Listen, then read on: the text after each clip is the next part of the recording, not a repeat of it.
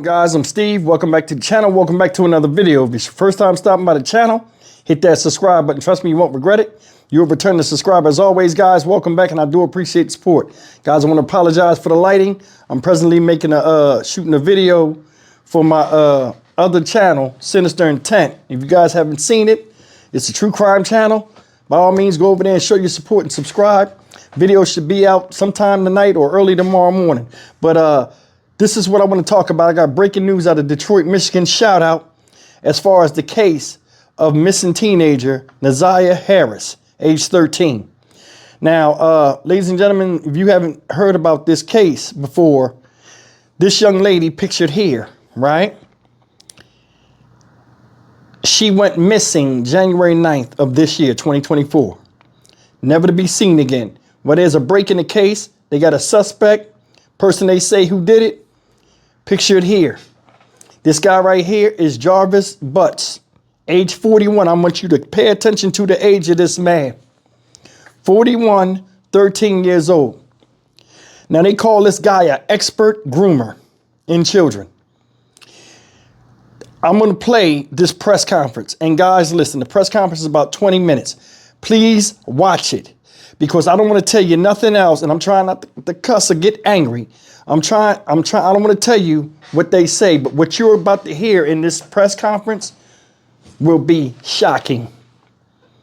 That somebody can be this cruel and sinister in their intent to ruin the lives of not just this little girl here, but others from the past that they'll bring up in this press conference, especially in the Q&A session. There are monsters among us, y'all. And a lot of times it could be the devil next door or it could be hell in your own house. And I'm going to leave it at that. But guys, please take a look at this video and just watch out, man. There are people out here, man, that prey on your children. Look. Thank you all for coming today. I want to start out this morning by introducing those that stand with me. To my far right, left, and your right, and who you are. Matthew Makepeace with the SVU unit at Wayne County Prosecutors. Tina Ripley with the SVU unit at Wayne County Prosecutor's Office. Matt and Tina will be trying the case. And good morning, Louisa Papelis. I'm also with the Special Victims Unit, the Deputy Chief. And good morning, Kelly Gleason. I'm the Chief of the Special Victims Unit. Good morning, Chief White. Good morning, Lieutenant Amber Roberson, Homicide Missing Person. Sergeant Shannon Jones, Homicide Missing Person. Thank you. I have spent decades of my career looking at pictures of murdered people. When I was trying homicide cases for 6 straight years as an assistant prosecutor, I would spend hours thinking about the victim whose case I was getting ready to try, wondering how they spent their last weeks, their last days, their last hours, and their last minutes of their lives. What were they thinking about? Did they know that the end was near? And if it was someone they knew, what must they have been thinking as they were shot, stabbed, or whatever mechanism of death was used and confronted them with by the person they knew or loved? I can't imagine the thought that goes through their minds. But it's always, always 1,000 times worse when the person is a child or a baby, someone in the dawn of their lives who have begun to live their lives. The picture behind me is of Zanaya, and that will always be haunting because it was taken just a short time before the evidence shows that she was never seen or heard from again. It was taken by Naziah herself, a selfie. That's the last known picture that we know about of her. And it was pointed out to me by one of the detectives on this case and by one of the prosecutors. She is smiling and waving and saying hello. But little did she know that she was really saying goodbye. We will provide to you later a very skeleton timeline of the time right before her death, before and after. Of course, the detail would be provided in court. The evidence shows overwhelmingly in this case that she is in fact deceased. The last time she was seen alive was January the 9th of this year, 2024, almost 9 months ago. Her missing status was reported to the Detroit Public School Police Department by her grandmother on that very day, when she never returned home from school. And again, that was January the 9th of 2024.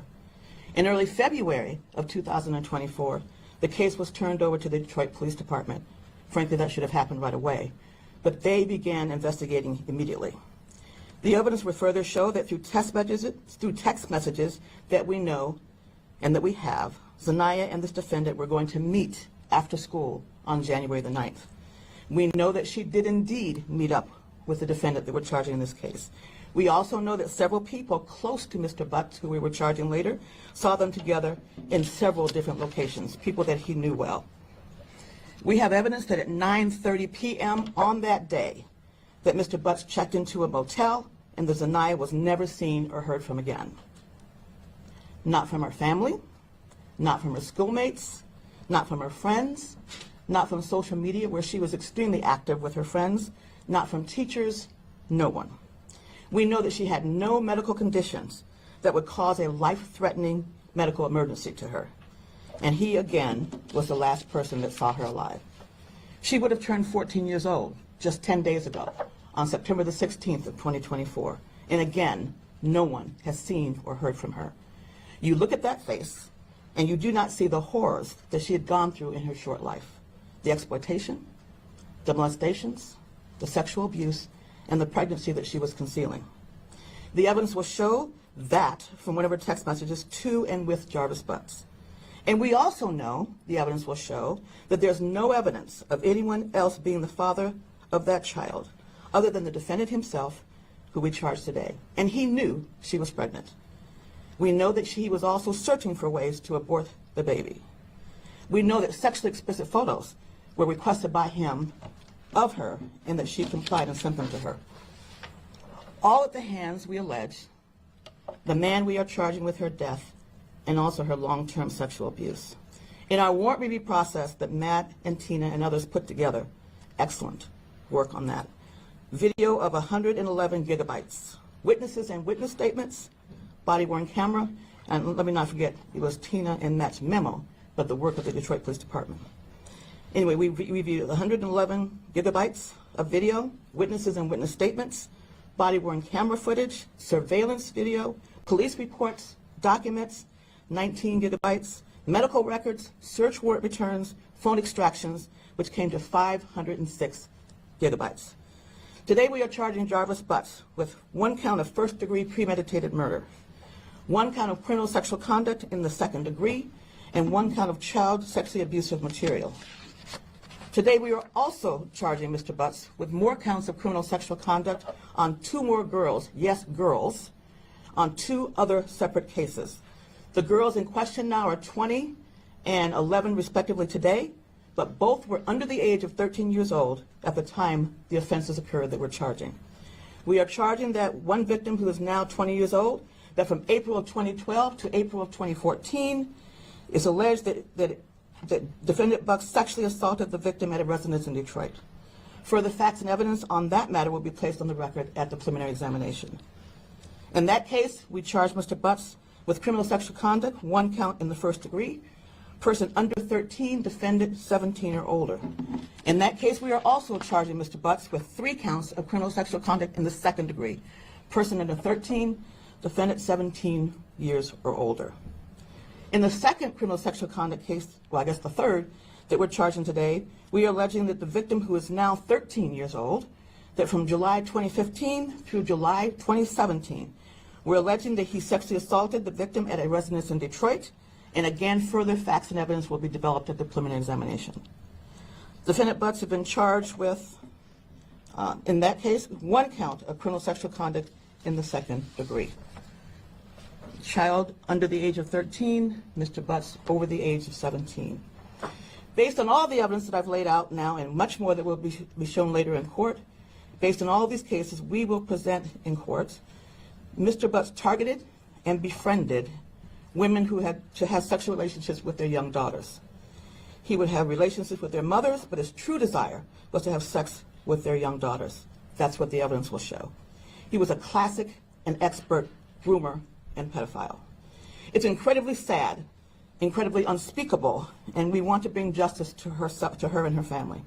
I have to take this moment to say something to you, and this is not directed at all at Nazia's family, who by all accounts had many in her family that truly loved her. this is directed to everyone else listening to me now. We must be very careful who we let into our hearts and our homes and our lives, especially if you have children. We must be very careful who we have around our children and elders respectively. We must also be very careful who we leave our children with, even if they are in a relationship partners, family, and friends. I'll say that again. Even if they are relationship partners, families, or friends. Life can be hard enough at times, but when it comes to our children, we must be deliberative, we must be diligent, and laser focused on their safety. And sometimes we must make decisions about them and their lives that we may not like and that they may not like, but it's for the betterment of them and their safety and their future. When something doesn't feel right, even if it's just that voice in your head, it usually isn't right. And sometimes when we are attentive and we do everything right by our children, things can still happen and still go very wrong despite our best efforts. This can happen to good watchers of children. But we must always ask ourselves at the end of each and every day, was I right by each member of my household in terms of their safety? Did I do right by my children? Now, of course, Mr. Butts is presumed innocent unless and until he's found guilty on each and every crime and count that we have charged today. We have been told this morning that the arraignment will be tomorrow, we think at 10:30 a.m. in the morning, but we don't have confirmation of that yet. But the arraignment, we are told, will happen tomorrow morning. Thank you very much. Chief. I'll sit this.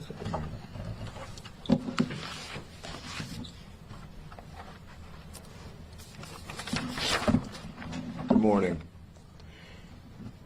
This is one of the most difficult cases that I have been a part of, and I'm just so very thankful to the detectives and the investigators in homicide.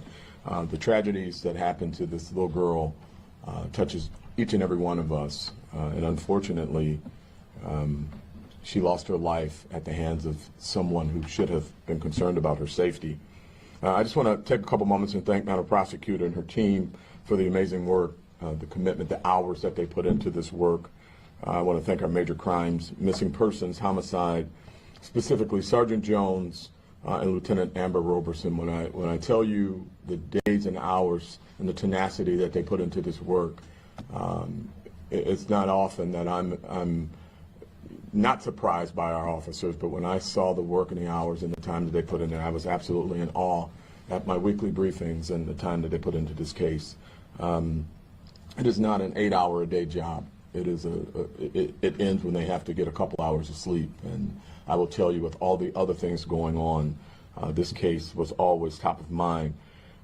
Certainly want to thank DPS for their assistance in transferring over some of the information that we were able to get from them with this case.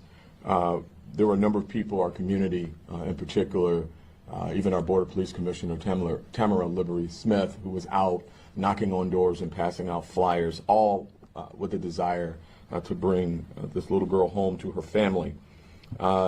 Quickly, as the investigation unfolded, the officers realized that was going to be very difficult. Without going into great detail, I will tell you, as the prosecutors indicated, hours and hours and many gigabytes of information and phone records and knocking on doors and pulling video went into this investigation. And sadly, we find ourselves where we are now. But if there's any solace in any of this, is that we take a lesson from this. We make strong and good decisions for our children, keep them out of harm's way. We are not pointing out anything that someone did wrong. We just want to make sure people do a lot more things right. And again, Madam Prosecutor, thank you and your team for the work. All right, the Chief and I will take a few questions, if you have any. I have one. How did Jarvis Butts have access to Messiah? He knew some of their family members, some of her family members. Can you talk about the time frame when you mentioned grooming? Are you able to elaborate at all over how long of a period of time he may have quote unquote groomed or knew her? Or all I can and will say at this point that it started in 2022. So just for accuracy, this little girl's remains have never been found? No. Is there a thought? Her body has never been found. Any thought of where hair, she, maybe? Well, if we knew that, we would certainly have a case that we weren't trying. We were trying without a body. And we asked this, can you say what triggered charges now? Again, there's an incredible amount of material, and one of the reasons why lately I've been giving out amounts of material that we've been going through, because I think people sometimes just do not get it or understand about all the work that it takes by the investigators and by the prosecutors to put a case like this together. Whenever you have a case like this, where there has been no body found, it makes it more difficult, and much more investigation must be done, because we have to be able to prove that the person is deceased. Are you able to say how long this suspect was on your radar, or when you really started locking in on him? No, by law I can't really comment on that, because that would leave me in a place where I can't talk about it right now. Could things have maybe moved forward a little faster if the school police had got with Detroit police right away? Yes. Can you talk a little more about? No, I better not. I have strong opinions there. You added to that the evidence, however, suggests that Lazai Harris is dead, correct? We are going to be able to prove beyond a reasonable doubt that she's dead, as we must do by law. You can't say why. Because no one's seen her, no friends, no family, no teachers, no medical conditions. Even on her birthday, 10 days ago, she contacted no one. This was a child that never missed school, but the school hasn't seen or heard from at all again. This is a young girl who was very active on social media, and crickets, nothing, since January the 9th of 2024. Anything from the defendant? And we have other things too that will come out in court. Any cooperation at all, or utterances, statements from the defendant? I can't get into that. Without being able to speak in detail, I'm sure, do you have any evidence to indicate manner and location of death, or where this might have occurred? No, because we can't do that unless we have a body. Mr. Butts is currently facing charges in prosecutor by your office. Can you talk additional charges before these? Can you talk about those at all? He is, and we next appear in court on Monday, January 30th. Have there been any other arrests made in this case? I don't think so. We just saw an unfounded rumor that there were family members arrested. Didn't know if you could squash that or confirm that. It's an unfounded rumor. It's not true. Thank you. Do you have an idea of how long Messiah may have been being molested? Again, the sexual abuse began based on the evidence that we have in 2022. Or at least the grooming began in 2022. Are you able to say how far along she was on her pregnancy? We don't know because we don't have a body. I have a question for Chief White just about missing children just broadly. When these types of cases happen, obviously we get the reports all the time. Can you talk about what you think didn't work in this case? You know, in terms of like maybe the seriousness that was considered when she first went missing and according to BPSC, CV versus other jobs. You guys? I would much rather have had the case earlier. I don't know if the outcome would have been any different based on some of the things we've learned in the course of the investigation, but we may have had an opportunity to recover even more evidence. But we're pretty confident that the evidence that we have is strong. We know it is, in fact. But you can never have enough evidence. So if there's anything that could have gone a little bit better with regards to the first time that we were brought in, I would have wanted to be brought in much earlier for that reason. Just a background on Jarvis Butts. What's his age, and is he from Detroit? He's 41 years old, from Highland Park, I believe. Yeah. And Chief, as soon as you guys got word of this, you guys were out immediately, right? I think you were even out searching. You guys set up a command post. Yeah, that's correct. I mean, we took over the case after we were briefed. We took charge of the case, and our teams got engaged in it immediately and hit the ground running and didn't look back. Can you talk about, Chief White, or maybe Sergeant Jones, the Nazia's case in connection to the other missing young people, girls, children, like what your workload looks like, how you balance those cases, and are able to, the numbers of youth that are missing right now? Yeah, well, we make that public. We put it on our social media pages. There's a number of misinformation, misconceptions about missings. Oftentimes what we have is kids that run away for a day or two. They have a way of investigating these cases. They know the ones that routine runaways, if you will. They still look, they still go out, but there's ways to do it, going to the school, social media with kids. It's a big benefit to us for our investigations. And they also know when they become serious missings. All missings are serious, but internally there's a title that it has been elevated to a serious missing, and that involves a lot more work and connection with the family. Each time we get a call, we go out to the home, regardless of whether or not it's a person who has run away or a routine runaway or serious missing. We check the home. We have found kids in the home hiding. So it's really complex, and we'll take its own news conference to explain it. I will tell you this, they do a very good job. We've got thousands of kids this year that have been returned home, many of which were runaways, so we don't have a condition where kids are being picked up on the street and kidnapped. We did have an incident a couple years ago where that happened, and the prosecutor charged that person. In fact, they were just recently convicted. So it's a lot that goes into it. We'd be more than happy to sit down and explain our process with you if you want to do something on an aside. Chief, assuming then, inferring that investigators knew early on this was not a runaway case, or just if you could share some details of the fact that I'm assuming you knew pretty quickly this was not what she did as far as running, and there was some foul play involved. And if you can address the complexities that the prosecutor alluded to of not having a body and how you build a case around that. Well, the prosecutor builds cases. We bring evidence to the prosecutor. We bring our investigation, and she makes the charging decision. So I don't want to get into that lane because it's not mine.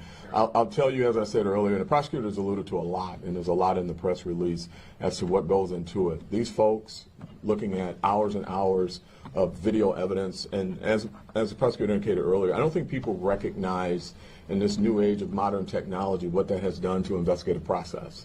The days of old school investigations, some of that stuff still is valid and important. You got to get out on the street, knock on doors, and talk to people. But what the digital world has brought us is new opportunities to find additional information and a cadence in which people communicate, right? Every one of us have these things in our pocket called cell phones that we use for everything. And if people go dark, and they've never been dark, and particularly kids, they show their food, they show their school, they take selfies, and when that stops, that elevates your concern as to why did it stop. So it's a very complex process. These are the experts. I'm just the chief. But, again, we can sit down and talk to you about it in great detail, but a lot goes into it. And when you're talking about 111 gigabytes of information and text messages and dumping phones and literally going through methodically each one of the pages and the text messages and the communication as to when they stopped and the last word said that should have prompted a response. Maybe it did, maybe it didn't. I can't get into that. All those things elevate your curiosity and brings you into other areas. So it takes a lot more time, but when you get it all right and you pull all the things together, you become as confident as we are now with this case. And we're very, very, very happy that this predator, this child predator, will not be able to hurt any more children and frankly, any more women, because we know that the women were a pathway to the children. That's that. Period. And I'm going to stop there before I get in trouble with the prosecutor. All right. 506 gigabytes just from the cell phones. Are there any other people that are close to her family that may be charged? This investigation's over, and we have charged the one single person that's responsible for not only her death, the evidence show, but also for the sexual assaults that we have charged today. And what are his priors? Do we have those? Oh, I definitely can't go there. I'll lose my law license. Chief, some of Naziah's relatives said they previously had talked to CPS about allegations of sexual abuse from Naziah and other kids. Did that ever make it to your office? Is it something that police have investigated before? Yeah, let me just say this, that if anyone that is watching this press conference right now or reads any of the coverage that I'm sure that you will give this, has any reason to believe that they were a victim of his or that they know something else, we certainly welcome them to contact the Detroit Police Department. So you can't say if there were any previous reports on that? No. Has Mr. Butts made any admissions at all? We can't talk about that. Thank you.